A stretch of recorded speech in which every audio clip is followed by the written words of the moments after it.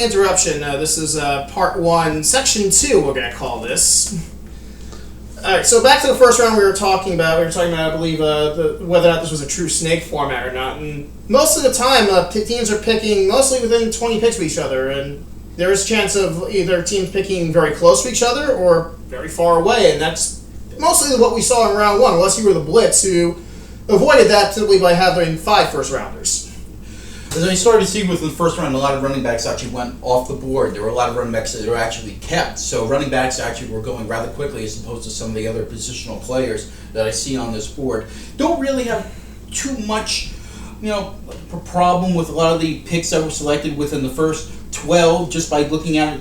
Of course, it's very interesting that Marshawn Lynch was actually traded before the draft even took place. So Pedro had a lot of depth at the running back Score position. 1 for trades. I love when I hear trades. That's right. There actually were a lot of trades to move up in position within the first round. I thought that was actually pretty remarkable. One of the top running backs that actually was not kept was Adrian Peterson. That to me is more of a no-brainer with Maximus that will hopefully provide him with some flexibility going forward. I believe this corrected the Tony Gonzalez experiment from last year when he drafted this guy. Yeah, I remember you drafted him. Maybe it's not the draft pick, but just the smartness of getting better in this league. First offense that was drafted off the board, Philadelphia's offense is a solid pick by the Falcons. He should have a lot of fun with Chip Kelly's offense this year. Questionable decisions. I look down the road and I look at these vast majority of quarterbacks flying off the board early. Russell Wilson, Colin Kaepernick, Phillip Rivers. It's really early to draft quarterbacks considering the amount of running backs and wide receivers out there. Well, I think Phillip Rivers would have been drafted earlier this year as opposed to last year because Phillip Rivers had much more success. Do you think the new draft format, maybe the fear of not having picks coming up later, is maybe pushing people to pick players a little earlier to make sure they have what they want? It's also a question that definitely is a huge factor in this situation because when you want certain players, you have to say, will he be there within the next 20 picks after you make your pick? It's also a question of faith in some of the other players that you actually may have available.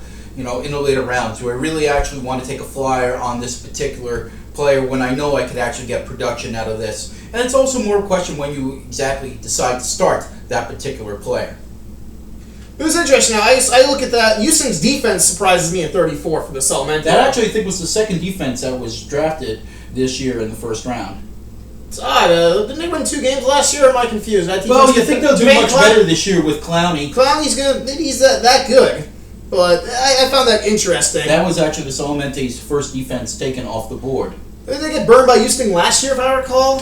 Yes. Salamente think very high hopes of Houston this year. Go back to the well again. Well, they got to win more games than 2. I'm sure. 3 is possible. Round 2. Let's talk a little bit about round 2 now. What caught your eye, Mike? Oh, looking at, the running backs again. There were a lot of running backs that are the lower tier running backs, I would say, gone in the second round. So there wasn't a lot of depth remaining in that particular position, but the wide receivers really started to go right off that board.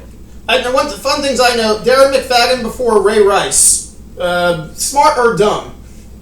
I don't have a lot of confidence in Darren McFadden. He really has been injury prone on the Raiders for several years. So I don't really see a lot of production out of Darren McFadden. However, Maximus does have Peterson on the roster. I just think what he could have done with Ray Rice, I would have taken the 2-game suspension and get yourself a good second-tier running back. Maybe Baltimore will explode a little bit more so this year on offense with Steve Smith. Also an interesting decision. It's Eli Manning at number 22. If anyone's noticed, Eli Manning hasn't had the best preseason, and it looks like he's building upon last year's turnover performance. Mike, is this more should we expect from your quarterback this year? Or backup quarterback, I should say? Once he gives me 2 touchdowns a game, I'll be happy with his performance. Doesn't matter how many picks he throws. And, chances are we'll see how many games I elect to start Eli Manning during the year.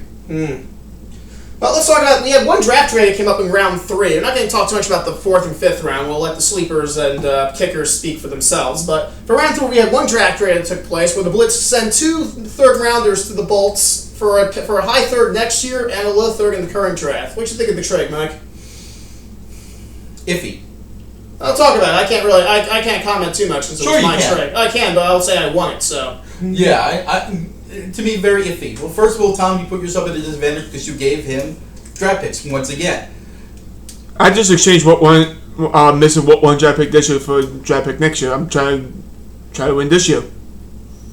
It doesn't matter. I'm going to be losing a draft pick anyways. Might as well be next It's all year. a question of position and see exactly what you actually select.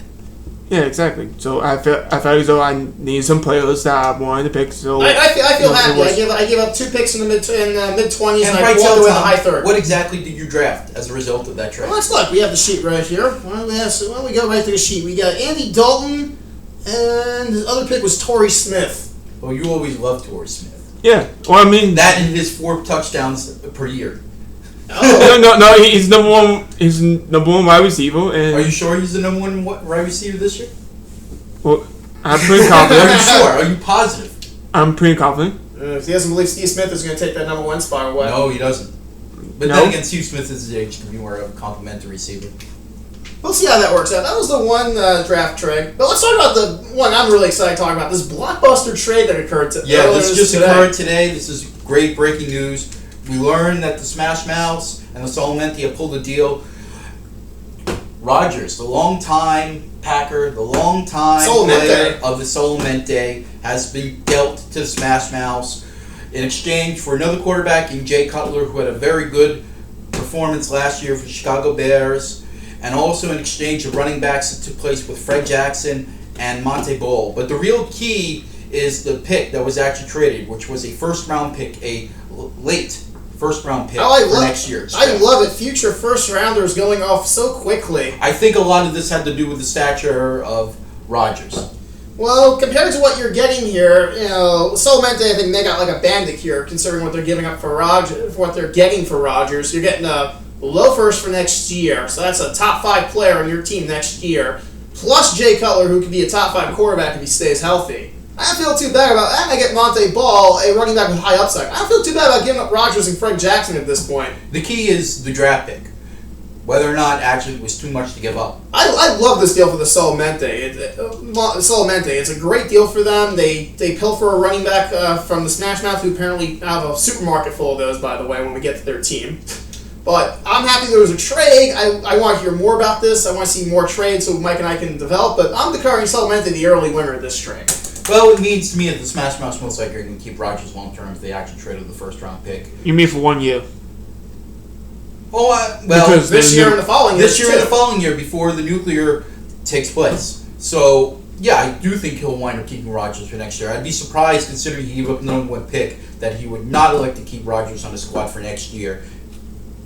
So, this turns out to be a very good deal, okay? In exchange for performance between Cutler and Rodgers, I think basically about equal value. Maybe you get more production on Monte Ball this year as opposed to Fred Jackson. If he holds on to the ball. You could you could make an argument. I don't think it's too much of a differential. I mean, perhaps maybe Denver will run the ball more. You'll see more scores out of ball, but I don't think there's going to be too much going on there. We'll also see how much C.J. Spiller is a factor in Buffalo's offense this year. We'll see. Fred Jackson gets the goal line carries regardless, but I believe Monte Ball has more potential. I think it's a win for the Solamente. Agreed.